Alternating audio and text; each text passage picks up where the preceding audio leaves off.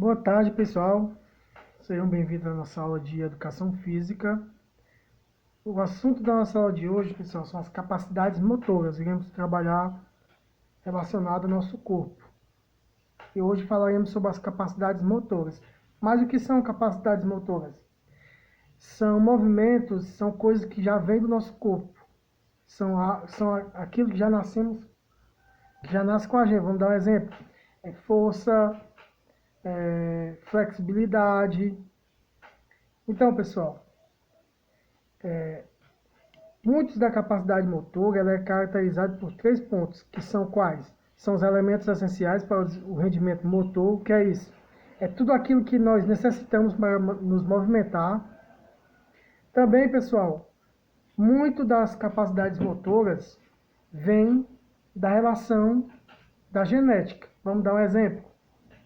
Aqui todos nós conhecemos aqueles corredores africanos, lá, principalmente de aqueles países da África, como o do tão conhecido Usain Bolt. Então, pessoal, aquelas pessoas já nascem inatas a essa resistência. Por quê? Porque na área que eles vivem, eles praticam e o espaço físico deles contribui muito para isso. Tanto o espaço físico como o desenvolvimento físico. Você vê que o corpo de um daqueles africanos ele é totalmente adaptado à resistência. Você vê que são pessoas magras, altas, magras, com a tendência a ter pernas maiores do que os braços, né? Diferentemente lá dos americanos, que são nadadores que têm... Você vê que a maioria dos nadadores que a gente vê, eles têm os braços quase do tamanho das pernas. Isso também já é determinado geneticamente. E por último, pessoal, também muita da nossa capacidade motora vem do desenvolvimento através de treino. Vamos dar exemplo. Se eu já nasço com resistência, conseguindo correr alguns quilômetros, no passar do tempo que eu vou treinando, não propriamente dito, preciso ter nascido geneticamente com essa habilidade, mas também, se eu começar a treinar, com o tempo eu vou conseguir chegar ao ponto de uma resistência maior. Então, pessoal, vamos olhar agora as classificações das capacidades motoras. A primeira capacidade é as condicionais, pessoal, que são as capacidades determinadas pelos processos energético e metabólico, obtendo a transformação de energia. Por isso, são condicionadas pela energia disponível nos músculos e pelos mecanismos que regulam a distribuição do caráter quantitativo. Então, pessoal, essas condicionais é a condição que o nosso corpo consegue chegar. Vamos dar um exemplo. Se eu começar a levantar um tipo de peso, com o tempo, o meu metabolismo vai fazer com que cada vez mais produza uma enzima que faz com que eu consiga aumentar a minha resistência ao levantamento de peso. Então, eu terei mais força. Isso é condição, é treinamento. A segunda parte, pessoal, é as coordenativas, que são essencialmente determinadas pelo processo de organização, controle e regulação do movimento. Estas são condicionadas pela capacidade de elaboração das informações por parte dos analisadores implícitos na formação e realização do movimento. Caráter qualitativo. Então, pessoal, o que são as coordenativas? São um modo como eu pratico essa capacidade, que é o que? Qualitativo, que é qualidade, não é quantitativo, muitas vezes. Sim, a qualidade, o jeito melhor de se praticar aquele elemento. A gente pode dar um exemplo, como tem aqui a imagem do grafite, esse gatinho, que é o movimento certo de levantar o peso. Então, ali é o qualitativo, é a qualidade como eu exercício, como eu faço aquele exercício. O desenvolvimento das capacidades motoras, pessoal. Quando se procura desenvolver uma das nossas capacidades motoras, todas as outras são influenciadas. A grandeza dessa influência depende dos 2 fatores: a característica da sobrecarga utilizada e o nível do treino físico. Nas pessoas com baixo nível de preparação física, os exercícios para o desenvolvimento de uma capacidade específica terá efeito nas demais. Então, pessoal, como é esse desenvolvimento da capacidade física?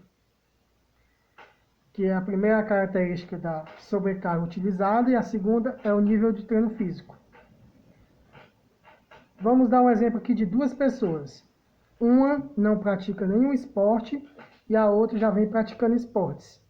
Se essas duas pessoas quererem desenvolver uma das suas capacidades, que pode ser a força, a agilidade, a resistência, a flexibilidade, qual terá mais facilidade? Sim, quem terá mais facilidade será a pessoa que já vem treinando. Então, esse é o nível de treino físico. Sabendo, pessoal, que a capacidade motora, que o nosso desenvolvimento motor, ele é dividido em dois, que é o desenvolvimento motor grosso e o fino. O que é o grosso? É o desenvolvimento físico de correr, pular. Qual é o fino? É desenhar, escrever, que é a nossa capacidade motor, de movimento cerebral. Pessoal, hoje a gente só irá falar da força. Nas próximas aulas eu irei falar sobre a resistência, a flexibilidade, entre outras. O maior grau de desenvolvimento de uma capacidade motor física será a força, a resistência, a velocidade, entre outras. Vamos falar sobre as capacidades condicionais, como eu falei, que são aquelas que são treinadas, desenvolvidas pelo nosso corpo, que a principal é a força. A força é a capacidade de reagir contra uma resistência. Sabemos, vamos dar um exemplo do porquê da força. Se você levantar algo pesado, a gravidade faz o quê? Volta para o chão. Então essa é a resistência de reagir contra a gravidade. Então, isso é a força.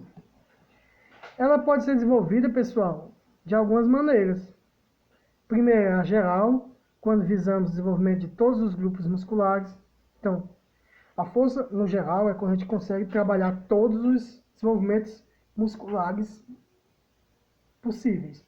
Já a específica, pessoal, é quando visamos o desenvolvimento de apenas alguns grupos musculares.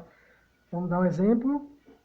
Se eu começar a fazer levantamento de peso somente nos braços, o que vai aumentar a minha força somente os bíceps e os tríceps, que são as partes do nosso braço. Não irá desenvolver perna, nem tórax, nem nada. Então, essa é algo específico. É o que algumas pessoas hoje fazem quando vão fazer academia, que são exercícios específicos. É a força máxima, quando a força é mais elevada do que o indivíduo consegue desenvolver com uma contração voluntária máxima. Quando a gente usa totalmente a nossa força.